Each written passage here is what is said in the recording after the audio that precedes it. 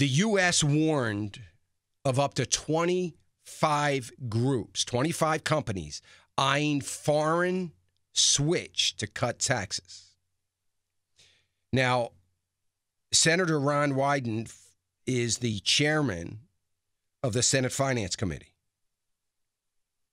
He just ripped investment bankers and Wall Street. Here we go again. It's like 2009 all over again. Let's demonize the banker. I'm reading from an article from the Financial Times. It says up to 25 more U.S. companies are considering relocating overseas to cut their tax bill this year. A Democratic senator, the one I just spoke about, has warned and has just, very, very aggressively criticized investment bankers for encouraging the idea. Yeah, let me see. I'm an investment banker. I'm in a free market economy.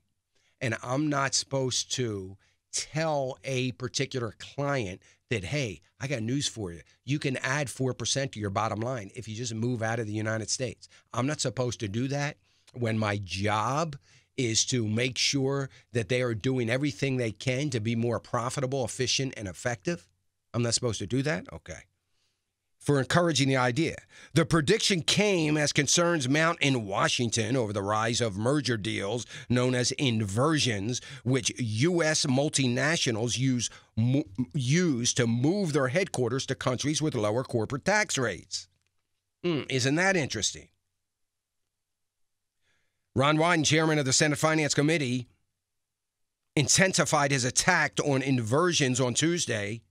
The inversion virus, this is him quoting, I'm quoting him, the inversion virus now seems to be multiplying every few days, he said. How many more infections can America's body endure? Come on. Are you really serious? I'll get to it in a minute. He complained that even as they hurt U.S. employment and shrank the country's tax base, the deals were being promoted by, in his words, fast buck artists, end quote, such as investment bankers, private equity groups, lawyers, and accountants.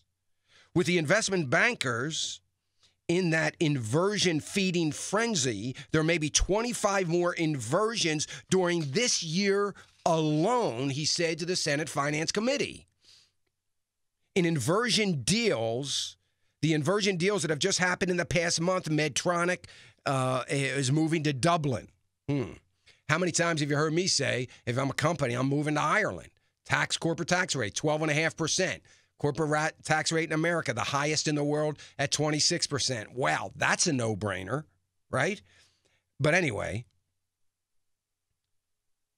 one of the officials from the U.S. Treasury Office told in the hearing, we are aware of many more inversions in the works right now, he says.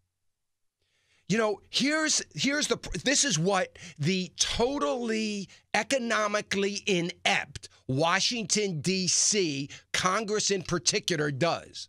They go ahead and they right away start attacking free market economies and the investment bankers. Do they really believe that corporate America wants to move to Ireland or move to the UK or move somewhere else offshore? Do they really believe that? They have to believe that. Because if they don't believe it, they got to do something about it, like comprehensive corporate tax reform. Now, all they would have to do to become a little bit less economically inept is listen to this program every day, because 4 years ago, I said we are going to see more and more companies start to make plans to move their corporate headquarters offshore. Because we have this incredibly complex tax code that nobody wants to address, because nobody truly cares about growing employment and growing America's economy. They would rather sit back and do nothing and then blame corporate America. This is nothing more than a function of economically inept Congress, failed government policy, and its dysfunctional Congress that can't manage its way out of a paper bag or get out of its own way to pass corporate and comprehensive tax reform to not only keep companies here, but to attract other companies here. Because if they haven't noticed, we've got a 32-year low in labor participation because there's no work here.